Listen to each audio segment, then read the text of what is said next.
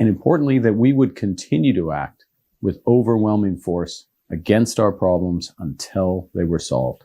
And that's the spirit I'm talking to you about today. Security can't be achieved by ignoring the obvious or downplaying the very real threats that we Canadians face. I promise you, I will never sugarcoat our challenges. The fall of Mark Carney has begun. I'm going to say that right now. I think it's true, and I'm going to tell you why. But you know what drives Canadians absolutely insane? Insane. It's not just bad policy. It's not even just bad leadership that drives us all insane. It's when someone looks us in the eyes, like Mark Carney, a rich guy, has no idea what it's like to have a hard life, looks you straight in the eyes and pretends they just figured something out that you've been living with yourself, with your family for over a decade. And that's exactly what the speech Mark Carney gave over the weekend over YouTube was. This isn't leadership. This is a late realization dressed up like some kind of breakthrough. All the same talking points. And today, we're breaking it down step by step as to exactly why. Let's tap into the truth. Welcome to Bakes on Things. Why we're doing what we're doing, what's working, what isn't, and what we're going to do next. So here's the current situation. The world, as I said earlier, is more dangerous and divided.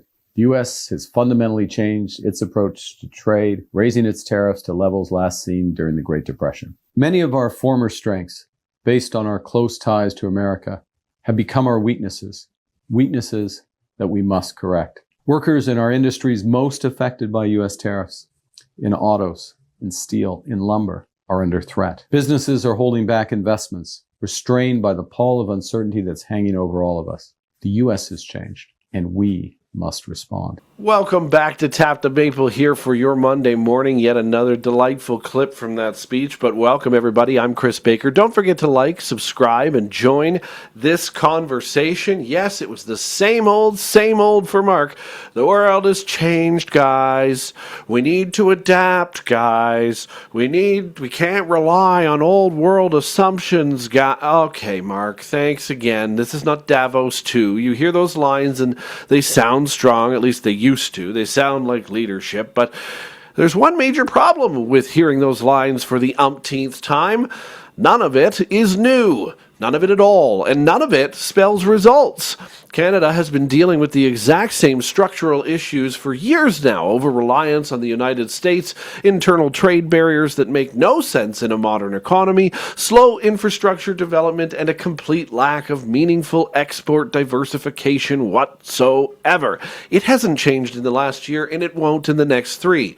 These aren't discoveries. These are realities Canadians have been living with for a very long time now. So when you hear this tone, this almost sudden awakening that we've got work to do, you have to ask a very simple question. Where was this urgency in the first year? Pierre Poilievre said that this week too. Where was all of this? What work have you done so far? Pretty much nothing, but he's going to try with a whole bunch of B-roll, which we'll get into as part of this. But look at this next clip. About taking back control of our security, our borders, and our future. There are some who say there's no need for a comprehensive plan. They believe we should wait it out in the hope that the United States will return to normal, that the good old days will come back. But hope isn't a plan, and nostalgia is not a strategy. And the days that young Canadians have known all their lives haven't been that good. Their lifetimes have been marked by a series of shocks and crises from abroad. The Iraq War, the global financial crisis, COVID, and now this. So here's where we get into the part of the speech that's being framed as bold and forward-looking. Are you kidding me right now? Can you just drop that BS? We rely too much on the United States, okay? But we need to diversify. The relationship has changed. All that stuff, all that messaging, on the surface, that sounds reasonable. Even Stephen Harper had said that years ago. But context around all of this actually matters. Canada has been tied to the U.S. economy for decades. That's not a policy accident. That's just geography. geography, they're our neighbors, it's infrastructure and economic reality all working together, and it's not going to go away. And not all that long ago, we renegotiated the Canada-United States-Mexico agreement. So now, right before the next review cycle, we're being told that we need to rely less on that same relationship. If that doesn't say, here's a hint, I'm not going to bother to really hardly negotiate this. I mean, that's not a sudden strategic breakthrough. He's basically giving us the real picture here. This is expectation management at its finest. He has zero intention to take these negotiations seriously, and he just told us that. Take a look at the next one.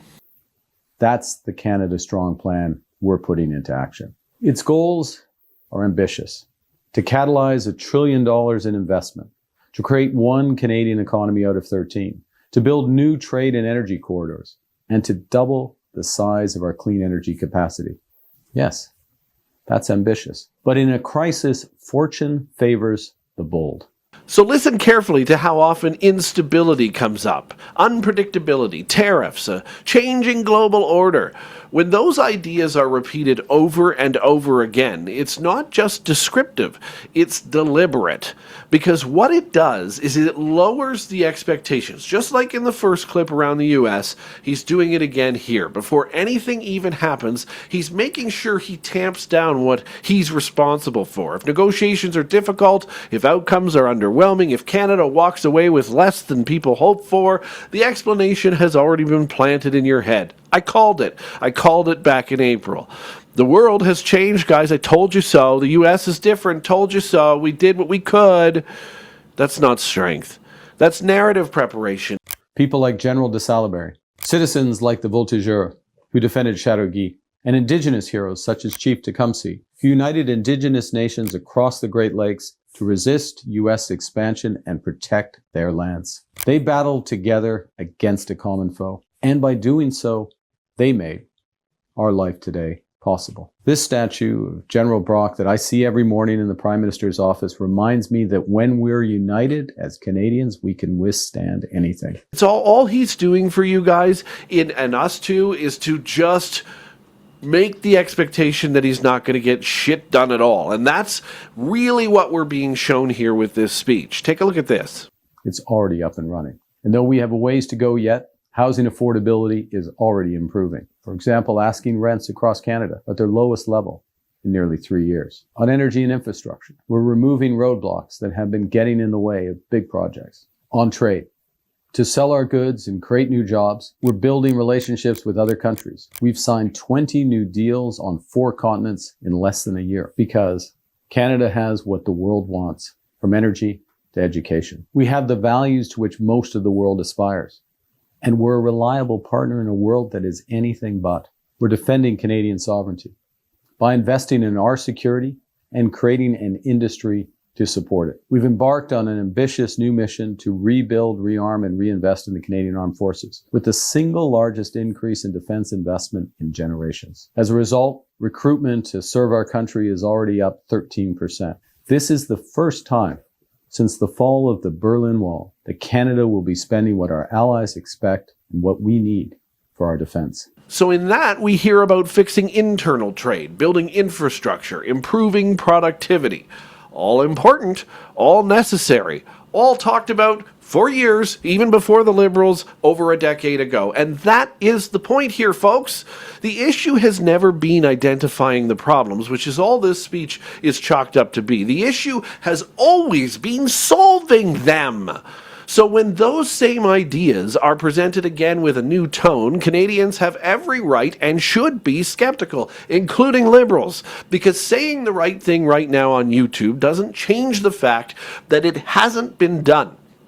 That we have over a decade of destruction and none of it has been fixed. None of it. Not one. Except for stealing conservative ideas like eliminating the carbon tax and reducing gas taxes. Now, we need to talk about what might be the most revealing part of this entire speech.